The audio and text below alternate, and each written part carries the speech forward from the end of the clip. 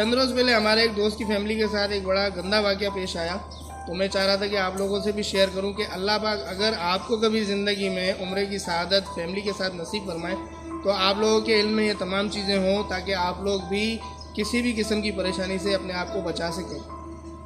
دوست کے ساتھ میرا یہ ہوا کہ جب وہ ٹکٹ بک کروانے کے لیے پی آئی اے کے آفس میں گئے ہیں تو ان لوگوں نے ان سے سوالات کیے کہ جی آیا آپ کا ویزا جو ہے وہ پرماننٹ ہے، جاب ویزا ہے یا عمرہ ویزا ہے؟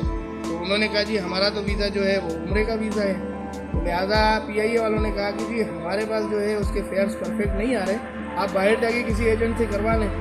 تو وہاں پہ وہ بڑے پریشان ہوئے۔ انہوں نے ان سے کہا کہ یار اگر ہم باہر جا کے کسی ایجنٹ سے رابطہ کریں تو پھر آپ کے یہاں بیٹھنے کا کیا فائدہ؟ آپ تو اتھارٹی ہیں، اگر آپ کے پاس فیئرس اچھے نہیں ہوں گے یا پرفیکٹ نہیں آ رہے تو کسی اور پہ ہم کیسے اعتماد کر سکتے ہیں؟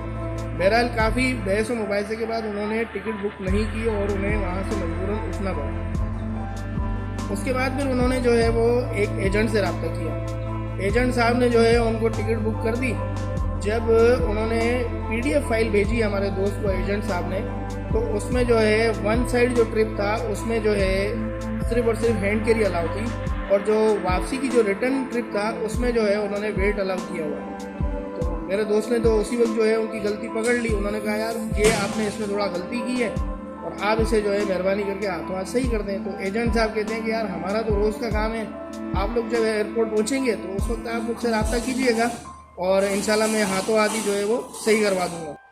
اس کے بعد جب وہ اپنی فیملی کے ساتھ جو ہے ایئرپورٹ پہنچے ہیں تو اب اس نے جو ہے ٹکٹ بک کی ہے ایئر بلو کی۔ جب وہ ایئر بلو کے کاؤنٹر پہ گئے ہیں تو انہوں نے کہا جی آپ کا تو ویٹ اتنا الاؤ ہے نہیں، تو لہٰذا ہم آپ کو یہ اتنے ویٹ کے ساتھ سفر کرنے کی اجازت نہیں دے سکتے، آپ ہمارے آفس چلے جائیں اور وہاں پہ جا کے اپنی جو بھی معاملات ہیں وہ صحیح کروائیں۔ جب وہ وہاں آفس میں پہنچے ہیں تو اس کے بعد جو ہے ایئر لائن والے کہتے ہیں کہ جی آپ کا تو ایجنٹ ہی ہمارے پاس بلاک ہے، تو ہم تو نہیں کر سکتے، یہ آپ کا ایجنٹ ہی کرے گا، ایجنٹ تو آپ کا بلاک لگا پڑا ہے ہمارے پاس۔ اب سوال یہ پیدا ہوتا ہے کہ یار اگر ایجنٹ بلاک ہے آپ کے سسٹم میں تو وہ ٹکٹ بک کیسے کر رہے ہیں؟ تو یہ ایک عجیب سا ایک ماحول بن گیا ہے کہ اگر پی آئی اے کے پاس جاتے ہیں تو وہ کہتے ہیں کہ جی آپ باہر سے ایجنٹ سے کروا لیں، اگر ایجنٹ کے پاس جاتے ہیں تو وہ صاحب کہتے ہیں کہ جی ہمارا تو روز کا معمول ہے، ہم صحیح کروا دیں گے، اور جب ایئر لائن والوں کے پاس جاتے ہیں تو وہ کہتے ہیں کہ جی ایجنٹ تو آپ کا بلاک ہے۔